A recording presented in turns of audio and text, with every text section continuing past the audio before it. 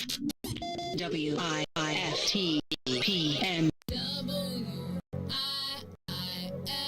WIIFTBP. Media just for you and me. WIIFTBP. Media's just for you and me.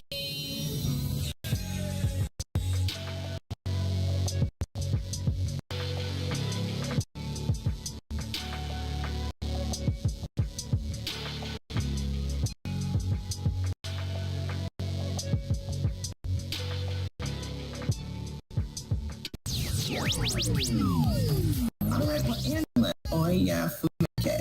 As you know, this is I Do, I Did, I Don't, the Center for the Black People Media. Start our way. Nay.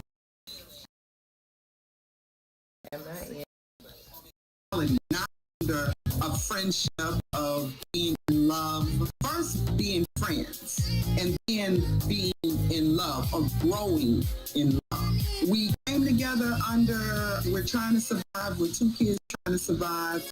Okay, we're going to survive together, because if you're handling this end of the survival and I'm handling this end here, that you've accepted this is what it's been, and now you've made the decision. And he wasn't there, he wasn't even seeing that you were done. Here's what it was.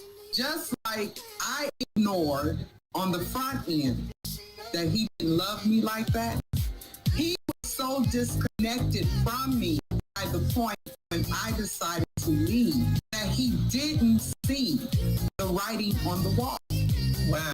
Yes, didn't see it. But he didn't know that one because he never took the time to meet her.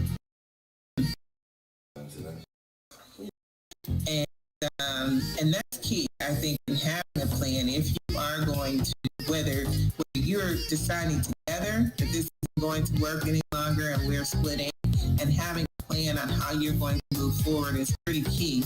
You knew at this point I had to create your own plan, and you were moving forward with that. In my case, I didn't have a plan. Things happened pretty abruptly, and I was creating a plan on the fly along the way.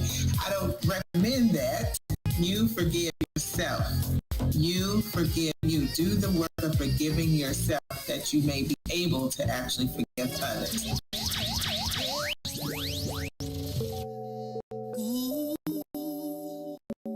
I miss your kiss. Oh, your kisses one of a kind. It feels so nice. Girl, you do it right. I miss. Oh, girl, you don't go too fast. Take your time. Good morning. Good morning. Good morning. What's in for the Black People Media audience? This is Tasha Napper here. Tasha Napper here with I Do, I Did, I Don't on What's in It for the Black People Media. I am here and excited today to be with my bestie, the bestest in the entire world. Her name is Artavia B. Berry. She is a social entrepreneur, but more important than that, she is my bestie. And, we talk about sisterhood and sisters and living life together, growing up. We have been friends since about just before 7th grade. Yep. Which, how old are you in 7th grade? Maybe 11, 12, somewhere in there. 10, 12, somewhere around in there. Yes. So I am so excited for her on this because we are just going to chat. We're just going to talk about it. We are both living life on the other side of divorce and doing it damn well, I might add. And so we are here to just talk about kind of some of the lessons that we've learned, what our experiences have been, and to encourage those of you who are either walking through the process, might be thinking about the process, or in the process. So I want you to I want you to share, and I want you to follow this both that I don't the page Facebook and for Black People Media, because not only do you get the great content being presented on I Do, I Did, I Don't, you also get all of the other fantastic content that's out there on What's in It for the Black People Media. And there is some really, really good stuff. So I want you to follow, and you will get notifications about the other shows that come on throughout the week. There's a whole wonderful lineup. So what I'm going to do first, so I can get this shared, is I would like for you to introduce yourself. Just tell the audience what you'd like them to know about you.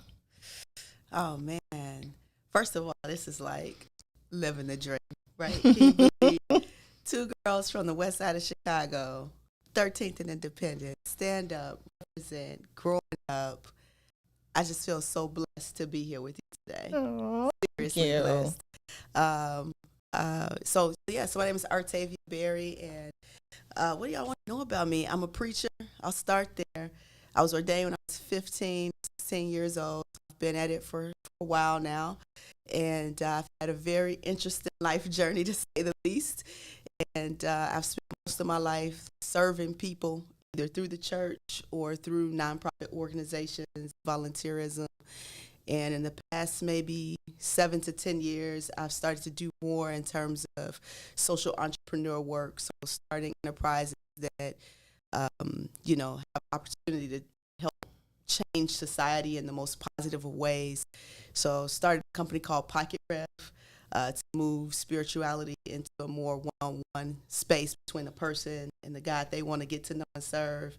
And most recent project is Black Moji, which started out as a passion project to highlight Black culture, Black people in the emoji space, and has really taken off and is offering a lot of, elevation of Black history and an opportunity to really elevate who we are as a people in the most positive of ways. So a little bit of this, a little bit of that. Yeah. So when I posted about her being on the show, I said that really the title is too big for words, and you see what I mean now. She does so much, and really just has a heart of service and a bleeding heart, I would say. I say that about her all the time, but she is one of the people that I can point to that truly works to serve her community, works to serve the people within her circle, and works to serve the larger humanity. So this dress that I'm wearing, for example, came from Mali. She helped build a school in Mali and brought this dress back for her bestie. This is one of the dresses. Amazing. So. Isn't she beautiful, y'all? Isn't she gorgeous? So I had to wear it today since she's going to be on the show. So, so that commercial that you hear for Black Moji, this is the founder of Black Moji. So for those of you who have heard it, who know it, you'll probably hear the commercial ad again at the break. But this is Artavia, who is one of the founders of the app, and had, like, as she said, little Black girl from the West Side has created this whole thing from an idea, which is absolutely amazing. And so when we talk about encouraging people and thinking about what life looks like on the other side, a lot of opportunity becomes presented in divorce that either we felt sort of pinned up, or like we couldn't really take advantage of it or move forward with it. And we think differently, just all sorts of, if you have the right frame of mind and frame of reference, you will see the opportunity in divorce. Yeah, I think, quite unfortunately, divorce has been framed historically as the end, right? And so I think, in times past, maybe when society was a little bit differently, it could have felt like the end if being married was your only way to have economic security or housing or to care for yourself or your children. But the world has changed, right? So divorce is not the end. It's nowhere near the end. It's a transition point. And for those who are married, certainly you don't want to, you're not looking towards getting a divorce. But if you find yourself in that space, you got to know it's not the end for us. Yes. It's a transition. It's not a comfortable transition, but most transitions are uncomfortable. That's true. Even when they're good ones, they are uncomfortable. It's uncomfortable. And so there's opportunity for growth. There's opportunity to challenge yourself. It's an opportunity for you to look back and reflect and decide who do you want to be differently in the world.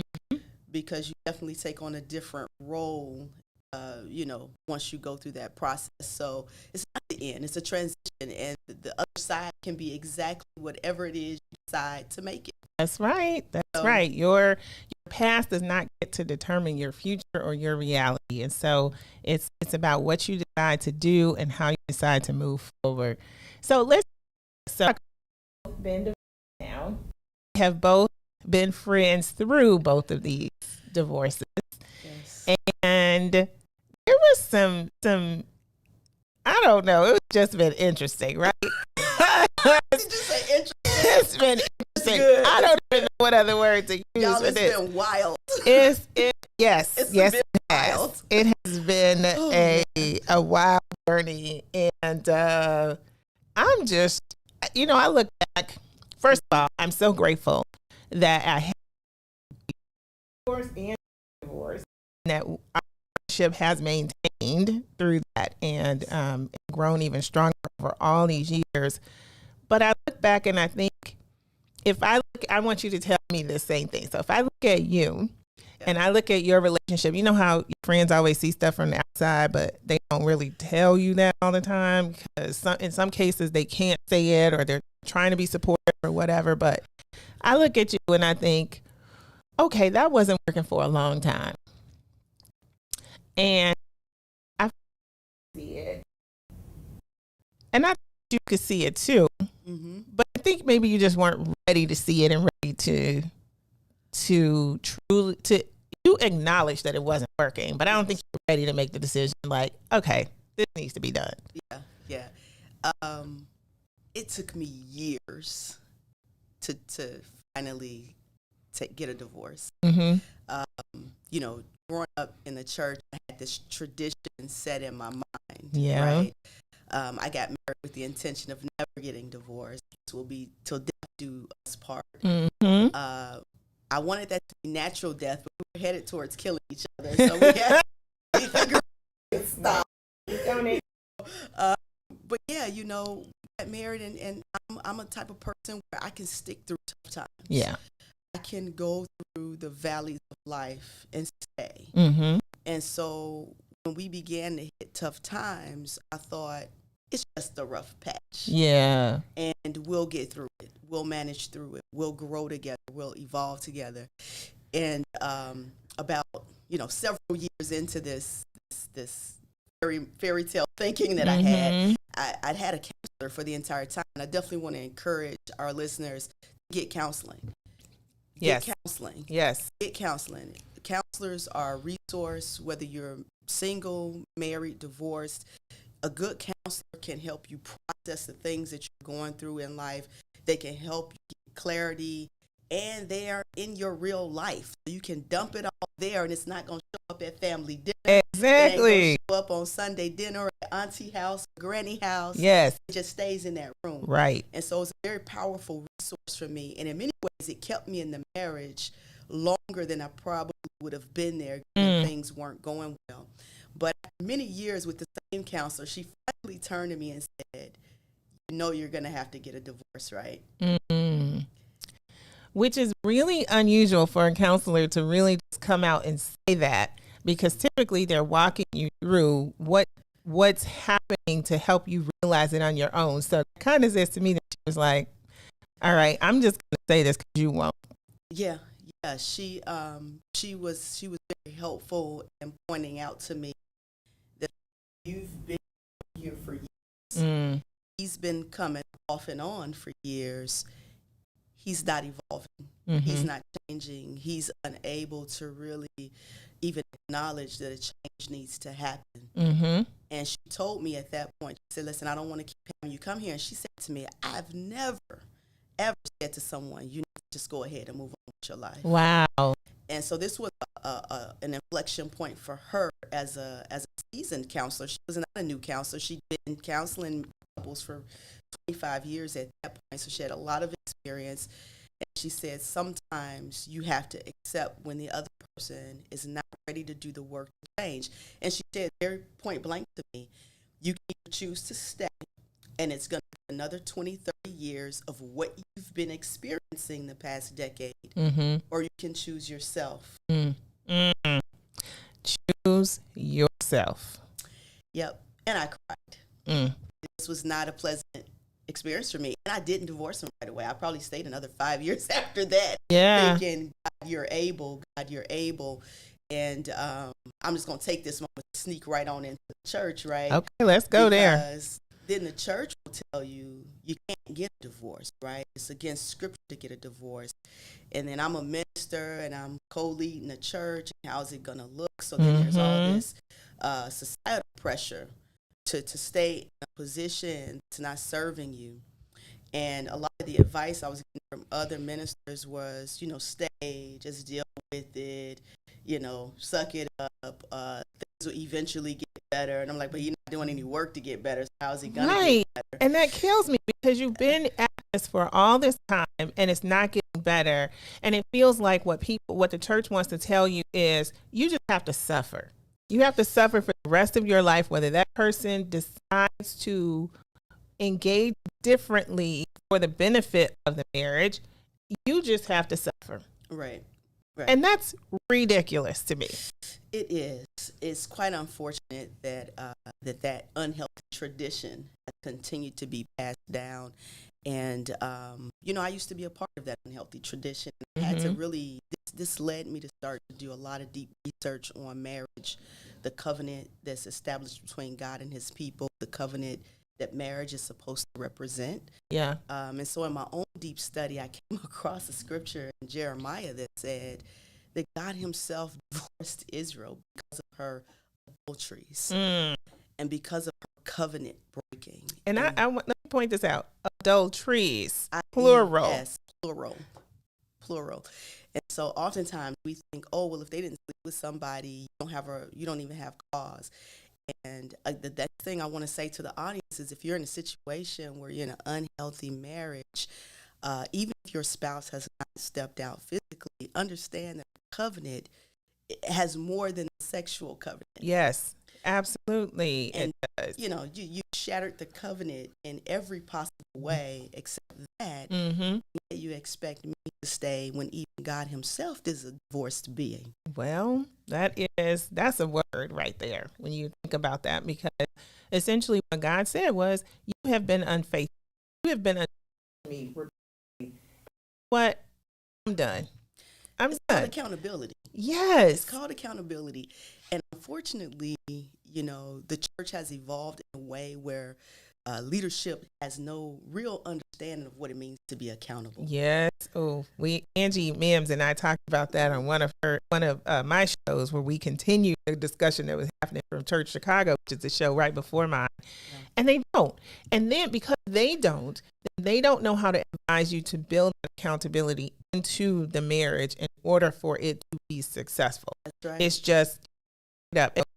The expectation that women suck it up even more than men, because there's this impolite word called patriarchy. Mm-hmm. So you're supposed to follow your pastor blindly into whatever it is he's doing, saying, without questioning, without holding up the scriptures, without saying, hey, there's a standard that God has established. Brother, you may be the bishop, pastor, church, apostle, whatever you want to call it. That means you're the lead armor bearer for this standard. Okay. You're the lead standard bearer. That doesn't mean you get an exemption. Mm-hmm. And unfortunately, because we exempt our leadership when they're clearly in the wrong, that mentality has now passed into marriages where let your husband follow him anyway, continue anyway. It's that other ugly word, submission, which is supposed to kind of mean you're supposed to do any and everything at the will of this man, because God has said that we're supposed to submit to our husband. See, this where Pastor Bridget or Minister Artavia is going to say, pull out the Greek and Hebrew concordance. That's not what submission means. Okay, let's talk about what submission means. When you dissect that word, see, that's what it means to us today. But understand, language changes over time. Yes, it does. If we travel back 2,000 years and say, hey, can you Google that for me? Right? They're what would Google say? It's a Google. Right. And so we know what it means, but 2,000 years ago, they have no idea what that means.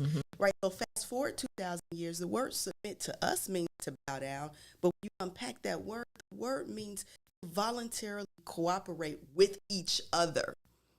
It does say submit to one another. To one another. Voluntarily cooperate with each other. Yes. Not bow down and follow blindly no matter what this person says or does. Right. Even when it's hurting you, because many times that's what we see in relationships is that something is happening that is causing harm to the other person, but there is still this thought that you're supposed to submit to that and endure that for the benefit of the marriage staying together. Listen, if you're doing something crazy to me, if you bring a bat in here and start hitting me with it, you think I'm going to voluntarily cooperate with you to continue to hit me with this bat? Exactly. It's preposterous. And so this misinterpretation of scripture has led us into bondage.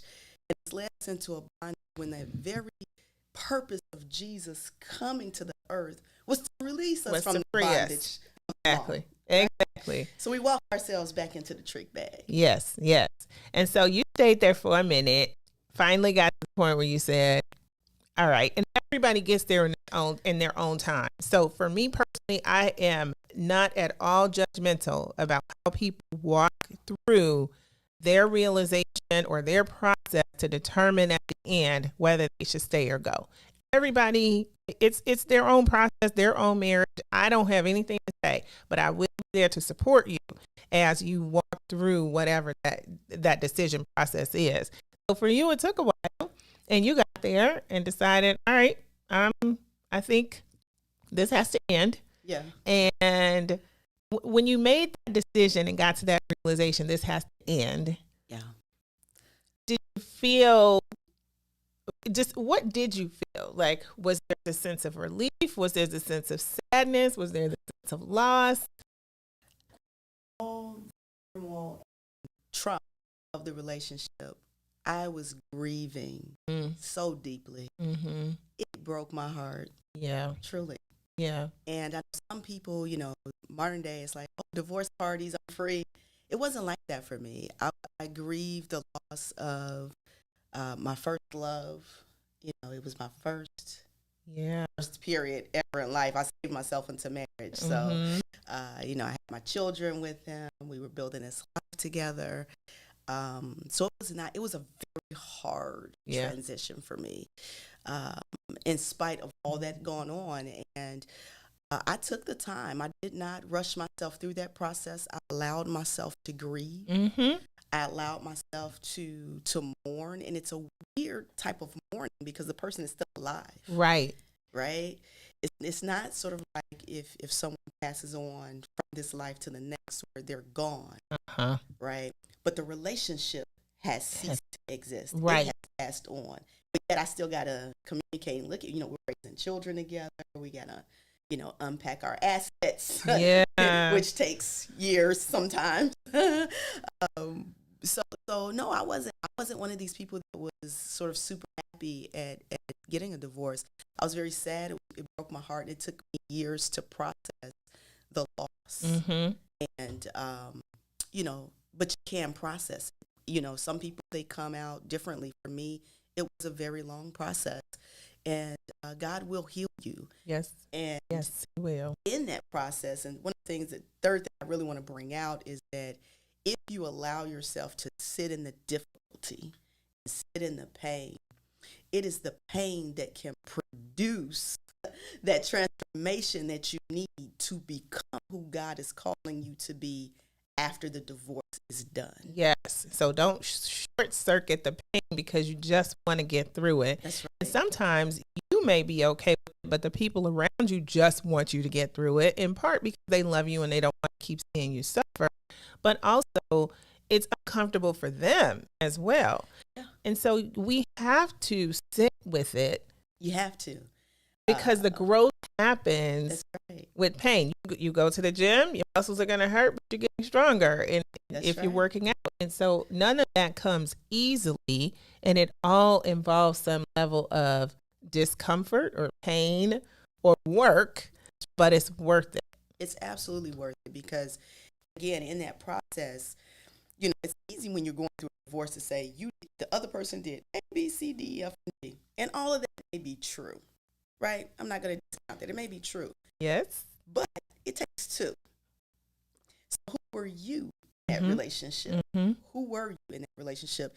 And when you're going through that type of pain, if you're honest with yourself and you're willing to look yourself in the mirror and say, okay, let's unpack you. He's gone now. Right. Right. So no more boo-hooing about who shot Johnny when the marriage was going on. Uh-huh. Now you got to say, okay, Octavia, who are you in this situation? Right. Especially if you aspire to have another relationship, because you certainly don't want to repeat the same stuff over again. That's right. And I think far too often, you know, I still do a ton of counseling with folks. Unfortunately, it's real easy to say what the other person's shortcomings were, what they didn't do well, or where they could have grown. But when it comes down to, now you got to look at yourself, and every single question you asked about your mate, now ask them about yourself and answer honestly. This is where God can begin to really kind of break our own patterns of negative behavior down and help us to really see those things. And if you can own it, own it. It doesn't mean you're a horrible person. It means that you also had growing to do. And if you're going to get to the next level, the way that stuff, you know, that's a process for some. Yes, it is. Yes, it is. Okay, so I'm turning the tables now and say, all right, this is what I saw from you. Tell me what you saw on the other side of what you saw looking into my marriage. Yeah, man, listen. Can we back up from the marriage just a minute? Yes. Let's back up. Yeah. Because I want to talk about what we see for each other before we even say I do. Okay. Right. Okay. So before, like when the dating is going on, Mm-hmm. now that all the dust has settled, I can see it, right? This dude was good enough. Well, He was never good enough for you, okay? and likewise, that's the exact same thought that I had. Been saying that 20. Okay, so y'all, if it's your girl, if it's your boy, and you care about them, you got to find a way to tell them the truth in some way and help them see it. And I know that that's not a great thing to say. Like, she would never have said that while I was in the relationship, right? But you have to help people see what they're not seeing, because we have blind spots. And I'm telling you, we are in an altered state of mind when we are dating, because we're trying to show people the best of us. We want this to work. We're ignoring the signs, all that stuff. And then, you know, your mind is further clouded because you're in love and you're emotional. But I'm going to tell you something. Just like Jesus had his closest 3 in his circle, those 3 watched his blind spot. And I don't think you should have everybody in your business. Yes. But you got to have 1 or 2 really good friends. Yes. Who can look you in the eye and tell you the truth. And say, sis, I'm watching your blind spot. You can turn around as much as you want. You can't see your back. Yes. All right? But I can go around there and look at your back. And you got to have people who are willing to deliver you hard truth in love. And so I wasn't mature enough to do it at 20. Yes. But at this point on this stage, I can say I knew back then. And I didn't know how to say to my friend who's completely in love that this guy, he can't. God had something super unique and special inside of you. And you needed someone who could appreciate that, who could see that, and who would not be intimidated by that. Right. But would help foster that and bring that forward to the world, because the benefit would have been for both of us. So absolutely. Because he was gifted too now. But, absolutely. But you got to be willing to take care of each other. Right. And it can't be, I'm feeling insecure because your gift looks like X. Right. Or because you got more of the spotlight right now than I have. And if we're building something together, exactly. Doesn't matter which one of us is there at the moment. We can support each other. Right. You know, Mike and Scotty had to figure out how to elevate each other. And so I didn't see that in him when we were young, but I had no clue how to say it. And separately from that, okay, can we talk about mama boy syndrome for a minute? Yes. Come on, let's talk about mama boy syndrome. Because we always, you know what, I think both of us looked at, all right, this person has a great relationship with their mother. And so that means that they may treat me well. Yep. Because that's what we're taught, right? If he treats his mom well, he's going to treat you. Wait a minute. His sister out there, y'all. Y'all listening? Straight up. I hope so. Here, well, if a man has to stay attached to the nucleus of his mother in that situation, he's not going to be able to build a nucleus with you. Amen. Amen. And so let's talk about what that looks like, right? So if you are constantly seeking the approval of mom as a man versus the approval of wife, if it's more important what mom thinks versus what the wife thinks, if mom's needs supersede what the wife or the family needs, we have a problem. It's a huge problem. And I have tremendous love and respect for my elders, but everybody has a swim lane. Yes. And mom's swim lane can't be in my house. Exactly. And we can't pay mom rent if we can't pay our rent. Man, I'm sorry, y'all. It's out of order. If you can't go put groceries in mom's house when you have a grocery shop for your own children, and your own children don't have school supplies, and that doesn't mean we don't lean in to help mom. exactly. Mom has a disability. Right. So it's not about not wanting to share. I believe in sharing, but I also believe in prioritizing. Exactly. And when I got married, I made him number one. I made my kids number one. Yes, And without then a I doubt. lined up- Without a doubt. You That's can see the both of us down that. What yes. And I won't say we see that happening from our spouses. We did not see that at any point in our marriages. And so when I look, so now fast forward, right? So we sort of have this, man, is this man, is he a good match for you? Number one. Number two, there's a boundary issue between him and mom. And will he be able to separate enough to create a nucleus? And so when I looked into your marriage, those were the things that I was witnessing. I witnessed my friend having to be second. And that didn't make me happy. I witnessed my friend following a man who was trying really hard to lead, but had very, very much had a lot of difficulty looking at himself and being truthful. I didn't see the level of honesty reciprocated. Yeah. You were real honest. I was very Real honest. It's a value for me. And so I am a very honest person. I think sometimes to a fault.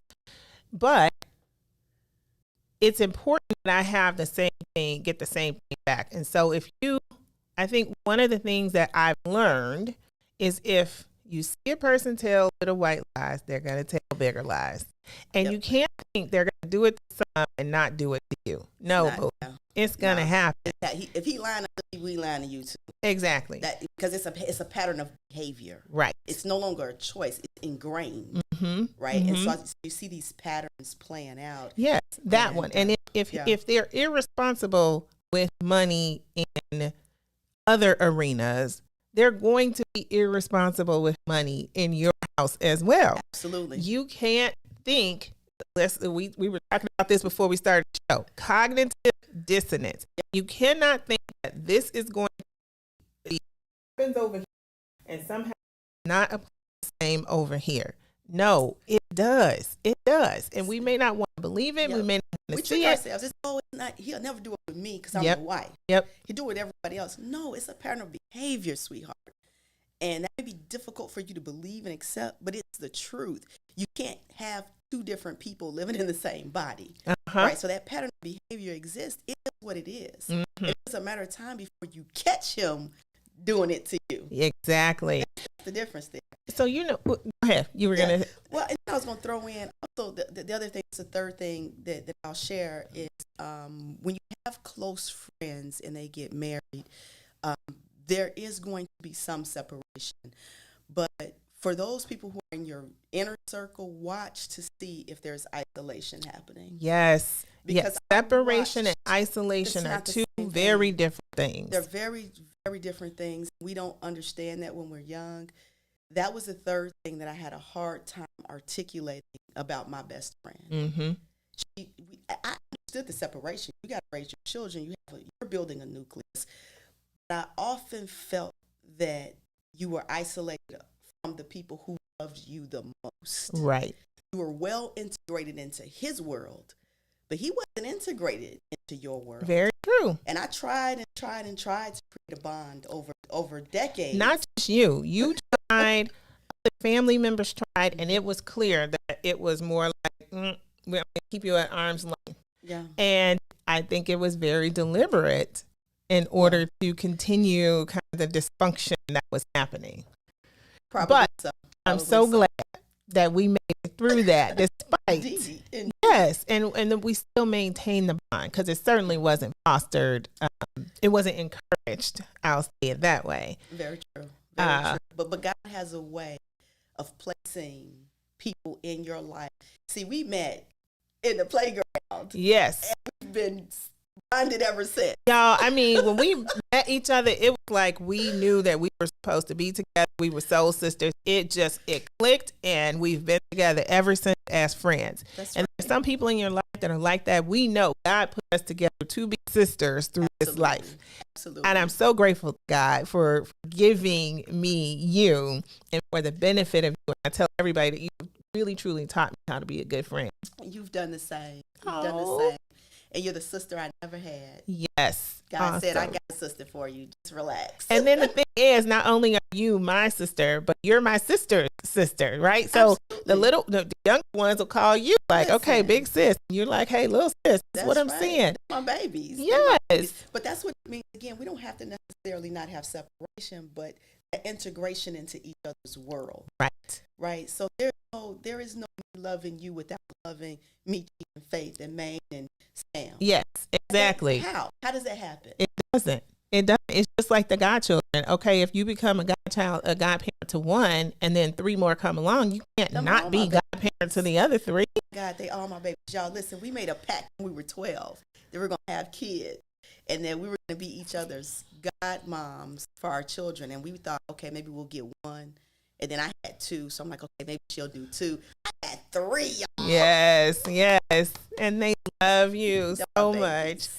Yes. So we are just talking. We haven't even taken a break. I'm not even going to take a break at this point because we don't have too much time left. But I will stop to just identify this as I do, I did, I don't with Tasha Napper here. And I am talking with my bestie, Artavia B. Berry, who is just this amazing woman.